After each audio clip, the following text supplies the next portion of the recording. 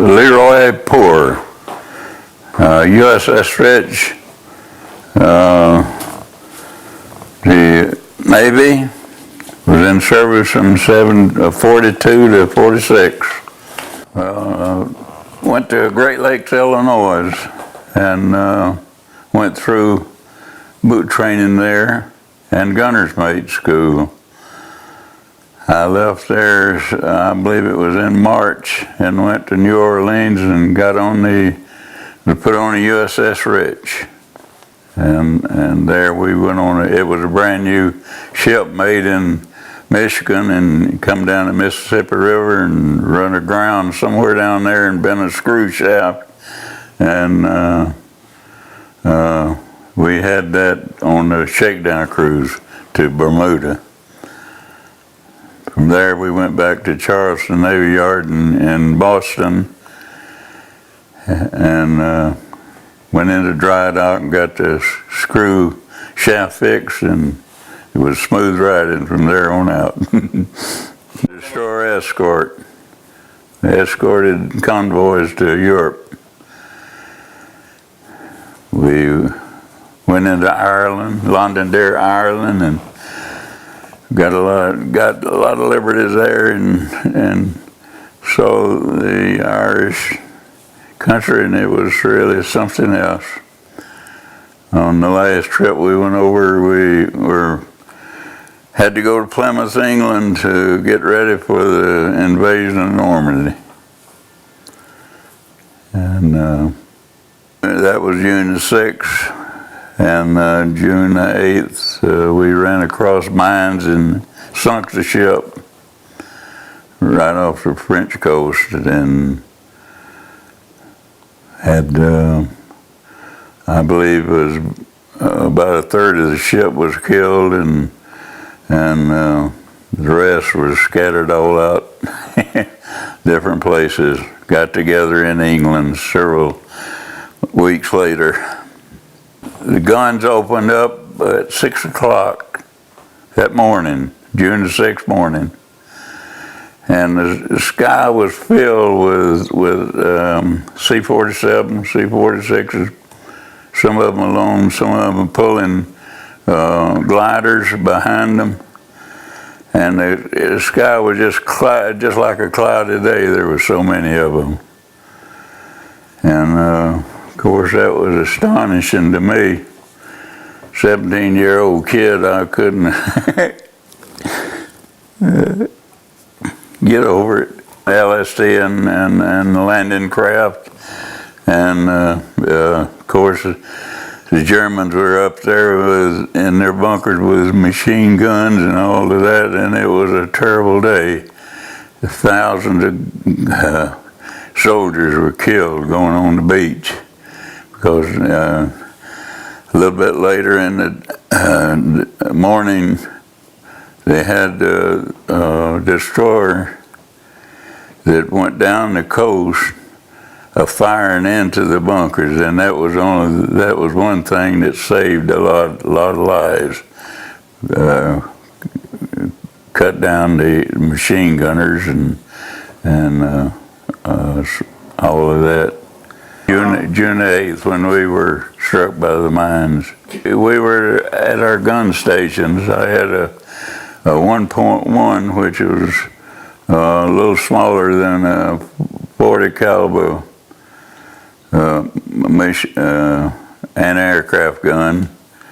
And the reason we had that was when their ship was built, there wasn't a 40 millimeter there to give us, so we had to take a World War I gun. It was full barreled. It was a good gun. When we got all the gasoline and all of that off of it and got it firing good, well, it was a great gun. We got orders to go in and help a destroyer that had also hit mines, and we went next to it and radioed, and they said they appreciated us coming, but they didn't need any help right then. they were sitting in the water, which was, the ship was saved, but they had been struck by mines. And then we glided on out a little bit further, and all of a sudden on the starboard side of the ship, a mine went off, and water gushed up, looked like 100 feet in the air, and then all of a sudden under us, midship went one, and it broke the ship in half there, broke the fantail off of the ship, and then one hit under the bow of the ship, and I know it knocked the mast down onto the executive officer, and he went down with the ship. A lot of the guys went down with it, but what was the worst thing was when the mines went off, or the ship just went up like that. The guys went up with it and come back down and hit on the ship, and that's what broke their legs and arms and killed a lot of them. And if they had hit in the water, they'd have been all right. But it was a terrible thing. I know where I was right where the ship broke in half, and around my gun tub was where all our shells were placed. And when the mines went off and the ship went up, the shells come out of the tub and fell in the middle of the walkway around the gun. And when I realized what had happened, I was standing in all of those shells, and the projectiles were broken off of them, and it was just a sharp point of the shell itself. Again, took all the skin off my legs, and of course I had to think what in the world, and there wasn't anybody else there. Had a gun crew of 6, and they were all gone. I reckon they got blown off the ship. And so anyhow, I strapped my life belt on, which was a tube around me that you mashed a button, and a cartridge went off and filled it up. And my mistake was I filled it up before I jumped off the ship. When I hit the water, it broke off of me, and I couldn't see it anywhere. So I was full foul weather gear on. I swam to a PT boat, which was a long ways from where I was, but I managed to get there, and I was so weak that they had cargo net thrown over the side of the PT boat for picking up the guys, and I got my arm in one of the openings there and held it like that until somebody pulled me up on the PT boat. Then one of my friends, Kasamovich from Pittsburgh, Pennsylvania, was on it too, and we were taken from there to the LST, where all the wounded were being taken, and we went to England from there. I can't remember the name of the town now. It seemed like Bristol or something like that. Put in a hospital there. Stayed there for a couple of weeks, and then went back down to Plymouth, England, where all the rest of the crew was. And they didn't recognize us, me and Kasanovich. Hey there, fellas, all this stuff, and they looked at us like crazy. Who are you? Didn't realize it. I guess I thought we were gone too. We come back to the States, and I was sent to Washington D.C. and waiting on a ship. In the meantime, we were sent down to Fort Pierce, Florida, at a training base down there, and trained guys to shooting 3-inch guns and anti-aircraft guns. And from there, I was put on a AKA, combination troop and cargo vessel, and went to the Pacific.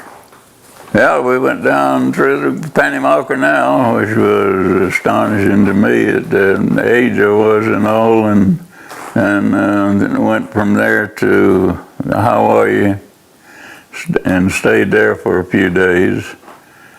Me and a fellow was assigned to go get some targets, and we carried a Jeep on the ship. Anyhow, we drove that Jeep over there and made out like we got lost. And we looked that part of the island over real good. But anyhow, we come back thinking we might be putting a brig, but all we got was a chewing out for staying so long. And then from there we went to, I believe we went to Guam first. Guam and Tinian and Saipan are together, close islands. That's where the B-29 base was on Tinian. Those B-29s coming back from Japan was an astonishing sight to me. All shot up, holes all in them, and I know one day one come in with one motor running, just skimming the water. I don't know whether they made it all the way to the base or not, but it was really something. Saw one come down the runway and just burst into flame. Evidently, one of the bombs went off on it. And that was the end of that poor crew. From there, we went to Manila, Philippines, I believe. From Philippines, we went back up to, was in the invasion of Okinawa. When we left there, we went to Russell Island and picked up a crew of engineers. After that, we went back down to Manila in the Philippines. From there, we went to, which was French Indochina then, Vietnam now, Hanoi. We picked up 1,000 Chinese troops and carried them up to Manchuria. We went into the city up there, went into the bay, and the Russians radioed out there and told us if we come any further, they'd open fire on us. So we just turned around and went back across to China again, and let the Chinese troops off there. Had to throw some of them off because they found them a home. They'd been had sores all over them and was suffering from malnutrition and all of this stuff. And of course, we fed them real good, and they had a safe place to sleep, and it was something getting them off. They had a lieutenant and a sergeant that was in charge of them. And the sergeant, he could talk English too, and we got to talk to him a lot. And the way they handled their troops, he told one of them to go get the lieutenant, that he wanted to see him. So the guy come back and said he couldn't find him. And instead of like chewing him out like we would, he just started kicking him off, and the guy, he was running every which way he could to get away from the sergeant, so he finally got away. But it was just astonishing to us the way they treated him. We went into seen Tao China, and my brother was on a seaplane tender, and there was 5 seaplane tenders tied up together in the bay out there, and I looked at all the numbers on them and found he was there.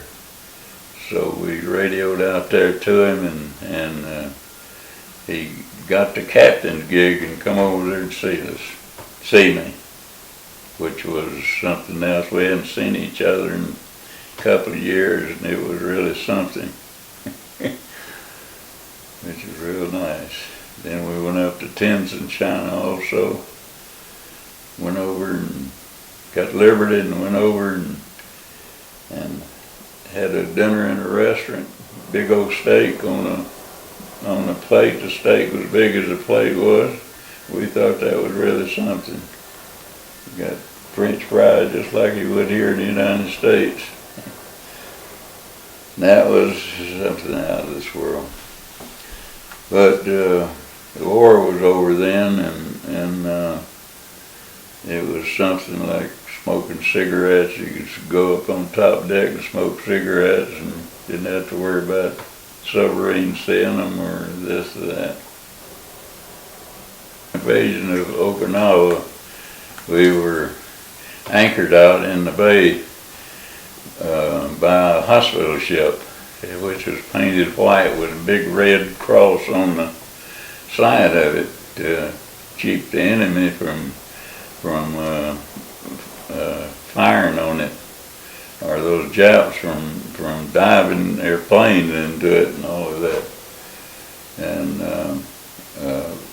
the Japanese were sending the planes in, just goblins of them.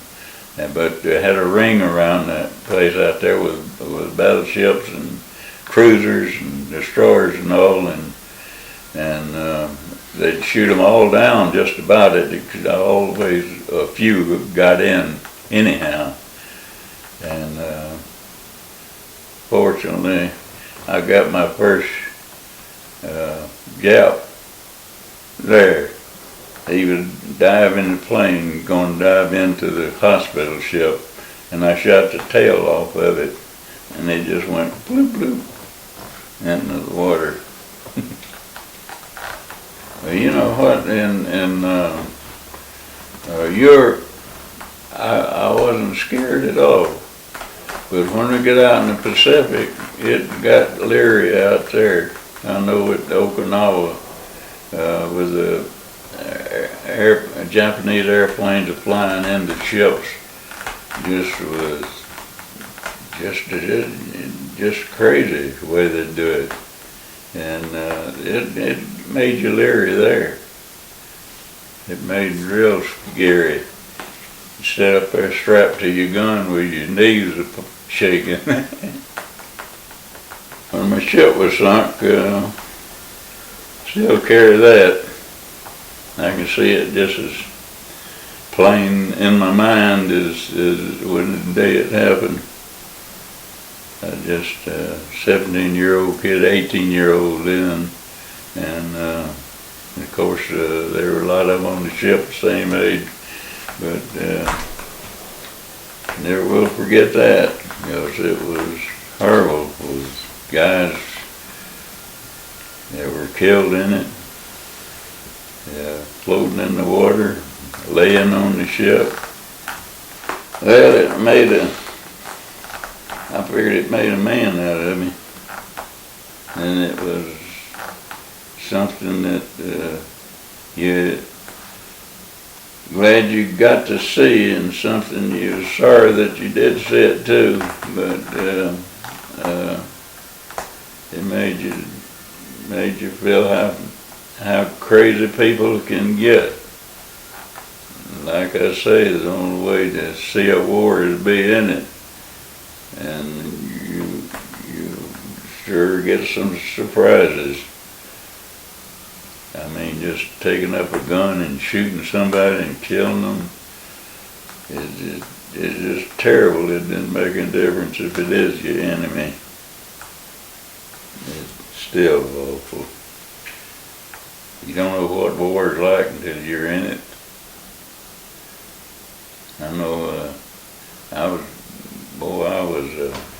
mad at those Germans, and I was going to get in some way or another and go over there and show them a thing or two. But when I got over there, I was kind of leery about it, because they were smarter than I thought they were. A friend of mine was in the Army, and his wife, Annalie Goley, from Woodstock, she went up to my brother's store and she asked him, says,